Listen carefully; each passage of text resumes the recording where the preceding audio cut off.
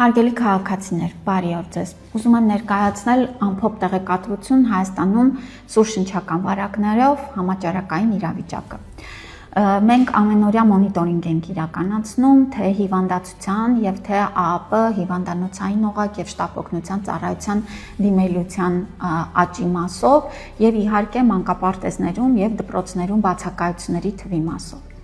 Հարգելի քաղաքացիներ, ընդհանուր դպրոցների կամ մանկապարտեզների դասապրոցեսը կանգնեցնելու մենք իրավիճակ չունենք, սակայն մենք ունենք շատ հստակ մեթոդ եւ գծագրված մեխանիզմ աշխատանքի, որ այն դասարանները, որտեղ բացակայությունների թիվը 20%-ից ավել է, այս դասարանները կարող են անցնել հեռավար ուսուցման։ Մենք մեր կրթության գործընկերների հետ ամենօրյա կապի մեջ ենք եւ այս հետ մոնիտորինգի արդյունքներով դասարանները ինքնուրույն կարող են անցնել հեռավար դասապրոցեսի, որ մի կողմից պաշտպանենք մեր երեխաների առողջությունը եւ հնարավորություն տանք, որպիսի վարակի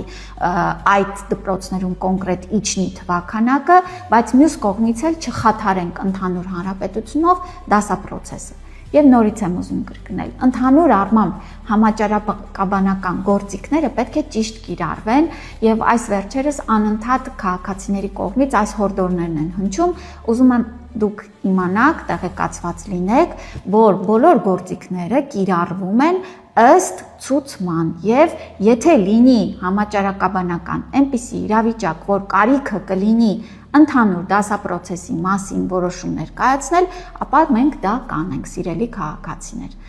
Առողջ եղեք, խնդրում ենք այն քաղաքացիները, ովքեր որ չունեն ախտանշաններ եւ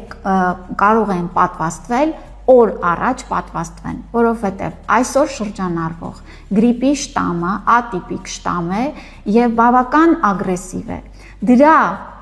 ուրեմն պատվաստանյութում արկա հակամարմինները վստահ եղեք, պաշտպանական շերտ կձևավորեն եւ չեք վարակվի այս տարվա այս ագրեսիվ շտամով կամ վարակվելու պարագայում շատ ավելի թեթև ախտանշաններով կտանեք։ Առողջ եղեք, հետևեք ձեր առողջությանը։